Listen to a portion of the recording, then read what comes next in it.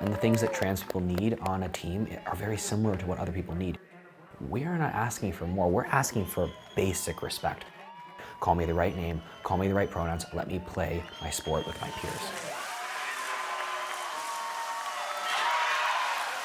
My name is Schuyler Bailar. I use he, him pronouns. I am 25 years old. I am the first transgender athlete to compete on a Division I men's team in college. I competed at Harvard from 2015 until 2019 when I graduated.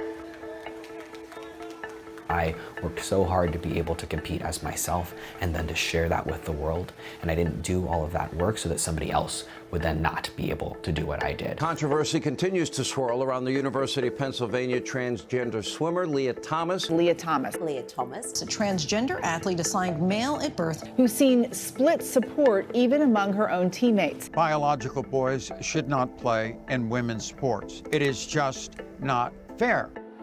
Thomas made up some ground after Hennig had the early lead.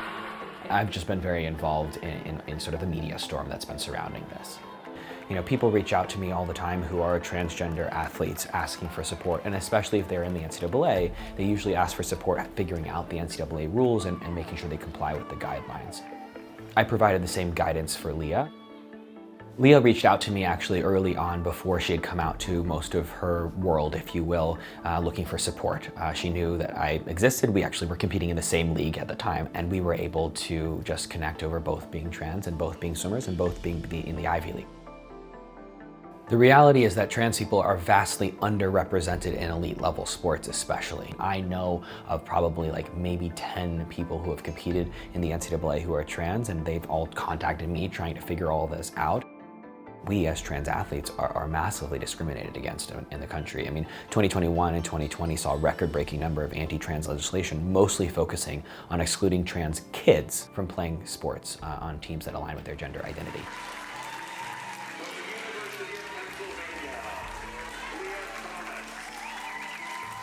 There's a few reasons that Lia has garnered the attention that she has. The primary reason is misogyny. She is competing in the women's category. She is a woman, and that accrues misogyny. I am a man. I competed in the men's category. Nobody cared for the most part. Much of my reception was positive. Sure, there are plenty of people who were like, "You're not a real man," but nobody was attacking me saying that I really couldn't compete. For the most part, people were like, "Yay, pity clap, whatever, you finished." Because I'm not seen as a threat, nor are many people seen as a threat in the men's category. Nobody polices the men's category the way they do the women's category. The reality is that when that biodiversity exists within the men's category, people praise it. Wow, look at Michael Phelps. His arms are longer than his torso and than his height. He's got double the lung capacity than the average athlete. Wow, he's a genetic freak, a genetic anomaly, amazing. This idea of a level playing field is very elusive. I've always been a scientist, I've always been an athlete, I've always been transgender. I am studying currently the physiology of trans athletes. If trans women start testosterone suppressing drugs and estrogen at the start of their hormone therapy period, they can have typical female testosterone levels within a month.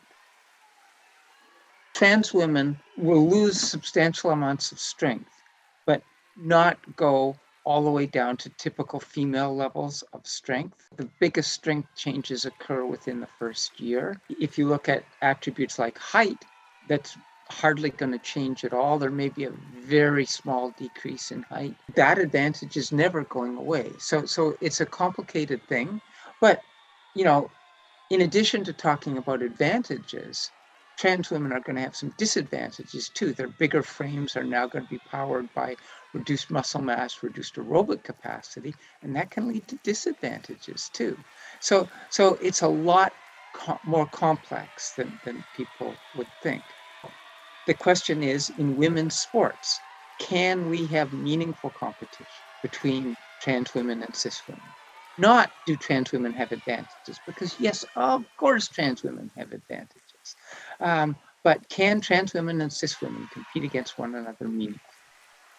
Definitive research, definitive numbers are still maybe 20 years away, but I think that in most sports, we can have meaningful competition. This week at Blodgett Pool at Harvard, it is the Women's Ivy League Swimming and Diving Championships. I'm here, deeply in support of Lia. Oh, it's making me emotional. The last time I was swimming at Harvard, there was a couple other trans kids who sat in the stands with this big trans flag, and when I saw it, I started bawling because I did it alone.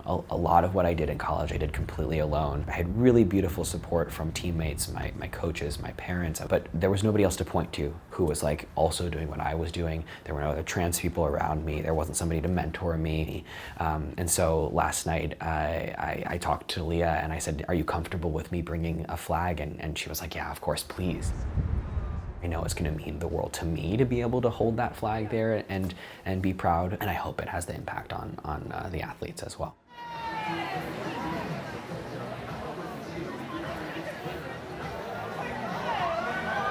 How are you?